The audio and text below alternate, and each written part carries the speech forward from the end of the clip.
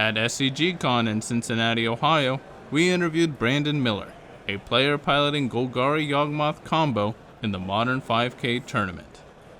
In this video, we asked Brandon about his deck's combo and the new cards he added from the Lord of the Rings set.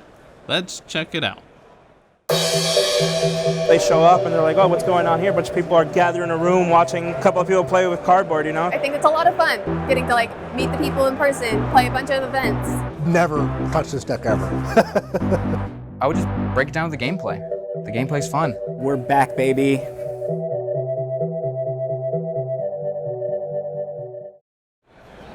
So originally I was planning to play the red-black scam deck, but since the new Lord of the Rings set came out, the One Ring has been a very huge problem for that deck. So this is more of a meta call to deal with that ring since it gets around what the One Ring does. Name is Brandon Miller and I'm playing Golgari Yawgmoth. The easiest way to say is I am basically going to put some creatures on the field with Undying, so whenever they die, they come back on the field with counters. And I'm going to combo off with a sack outlet to continue to sack these creatures and continue to drain my opponent's life to 0. So it's more of an aristocrats build where I'm just basically getting rid of my creatures to drain my opponent's life. So the mana base is fairly simple. I run a one of Yavimaya, Cradle of Growth, and to get extra card draw, I also run Nurturing Peatland. There's also Boseiju in the main board to deal with any type of artifact or enchantment just to get rid of the cards themselves, or if I have to deal with lands such as Thran, I have answers for that as well. So the creatures, you have Yawgmoth, who is the namesake of the deck. Then you have your Undying creatures, which is Yawgmoth, 1-drop for 1/1. Strangleroot Geist, 2/1 for 2. And then you have your mana creatures. You have Ignoble Hierarch, Wall of Roots, and a new card, Delighted Halfling, which not only taps for colorless mana, but can tap for any color to cast legendary spell that can't be countered. So I was very excited to try that out. It has been pulling a lot of work this weekend. I also have Hapatra, Vizier of Poisons. Whenever a -1/-1 counter is placed on a creature, she makes snakes. So it just makes it easier to continue the combo out if I want to wipe my opponent's board with a bunch of -1/-1 counters on all their creatures. I'll just continue to make snakes with her and it just makes the combo a little bit easier.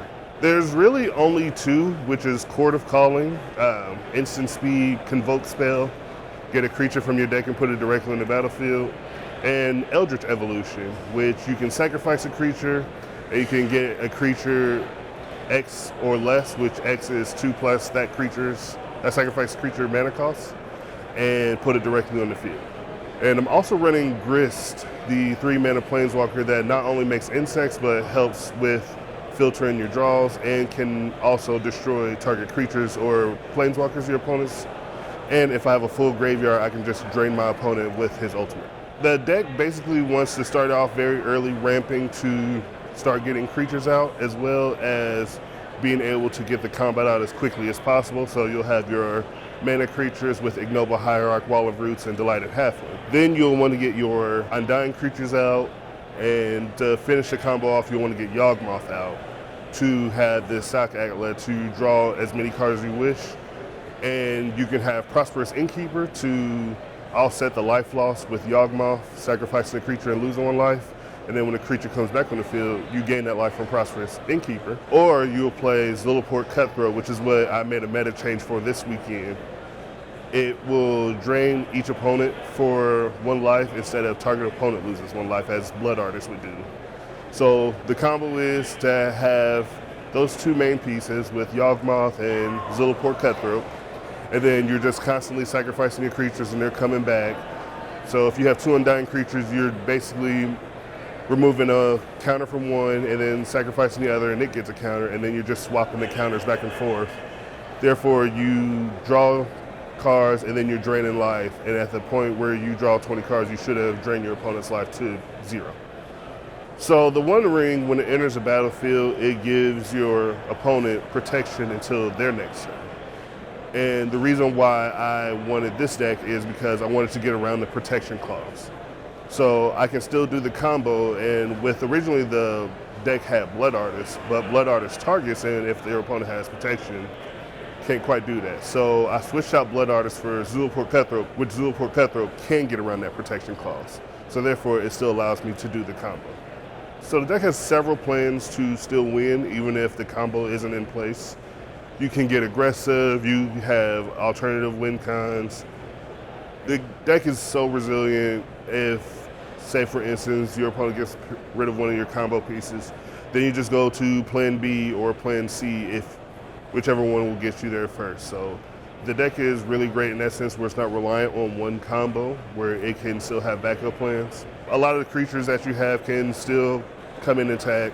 Strangleroot Geist, if opponent blocks it and they ended up destroying it because it has 1 toughness, it'll come back with 2 toughness but also 3 power, and then get aggressive with that. Or if you fill up your graveyard with creatures and you have Grist on the field, you continue to use him up till you get 5 counters, and then you can remove 5 counters to drain your opponent equal to the number of creatures you have in the graveyard. And seeing as you're going to have a lot of creatures, you can go either which way. So in my sideboard, I have some Artifact Hate with Force of Vigors and also Collector Ouphe to stop activated abilities of artifacts. I also have Haywire Might, which exiles artifacts instead of destroys, so that also helps with dealing with One Ring. I also have Shieldred the Apocalypse to offset some life loss with each card draw and also drain opponents and punish their card draw. I have Thought Seizes in case I need to start picking apart my opponent's combo so that they don't combo before I do.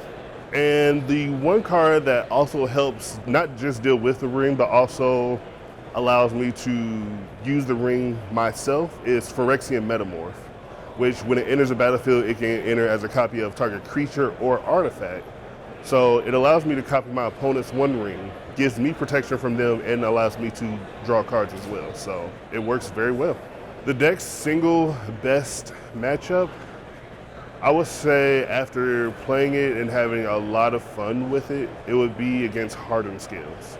Mostly because you can start picking apart their creatures and tearing apart their game plan before they're able to start loading up a bunch of counters on creatures and swinging really big. You just have the answers to shrink their characters more than they can build them up. The one deck I don't want to see is 4-color Elementals. They have a lot more answers and much faster ones than I do, excluding the One Ring, which I'm so sick of seeing at this point. My favorite part about my deck is being able to just figure out new ways to win. Earlier today, I found a new way to win against Burn that I just figured out in mid-match. So it's always very interesting to find new stuff about. That's all for this video. We'll have more modern deck techs to feature in the coming weeks, so please subscribe to our channel. And don't forget to like, share, and comment. We hope to see you again. Thanks for watching.